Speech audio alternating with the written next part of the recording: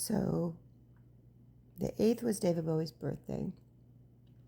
The 10th will be the anniversary of when he died. The 14th will be the anniversary of when Alan Rickman died. Couple that with the wonderful shit going on in our country, and I'm just focusing on the positives. I will say that two of the greatest things I can say I've gotten to do in my life is to see David Bowie live twice. I'm really glad I was able to do that, which is why it's so important to me to see Peter Capaldi in March, so I can say I got to see him once live. I saw David Bowie for the first time in October of 2002 during the Heathen tour at the Apollo Hammersmith, which was the first time he'd played at the Apollo Hammersmith since he broke up the band, Ziggy Stardust and the Spiders from Mars, in 1979. So that was really cool. Actually, so the way you got tickets to that is you had to show up. It was like a one-off gig. We found out about it, most of us, because we were Bowie fan club members. So we all showed up at like 6 a.m. on the day that they sold the tickets. And we were all in line. I met this really cool couple who had been at that concert when he broke up the band, when they were much younger, right? And it was really cool to meet them. Like, you're only allowed to get 2 tickets a person.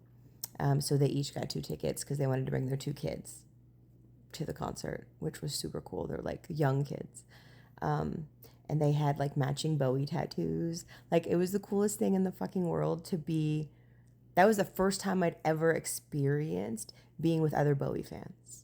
Like, I had always been this loner, like 18-year-old that was so head over heels in love with Bowie's music. So it was like the coolest thing ever to just be with Bowie fans. I mean, I was like, you guys have matching Bowie tattoos? I was like, that's so cool. Anyway, they were a really cool couple.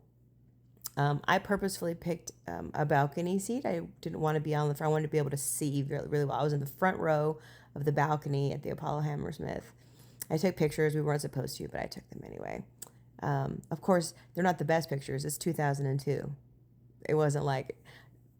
This was the very beginnings of digital camera life. So they're not the best quality, but I still have them. They were great.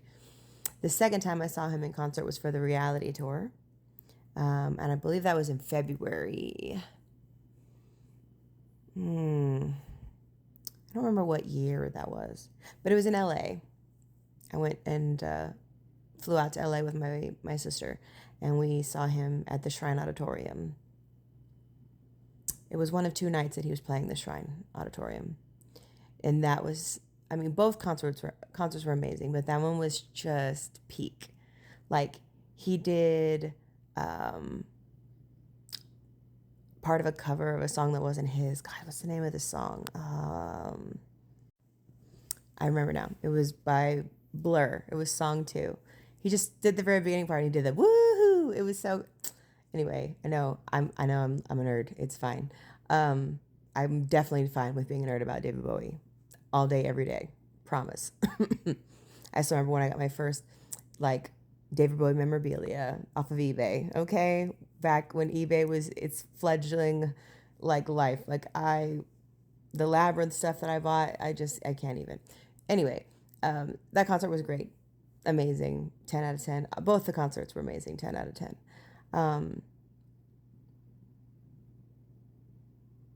Yeah, he was amazing. The music is still amazing. And it's just crazy to me that he's been gone for, I guess this would be what, 10 years?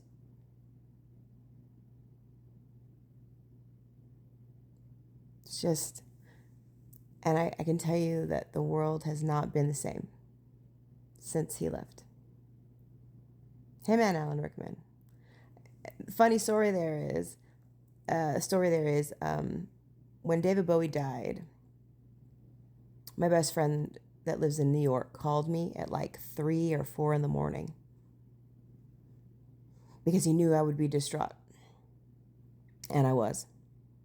It's crazy. The things that you don't think people remember about you, and they do. I mean, I had friends that I hadn't spoken to in forever reaching out to me on Facebook.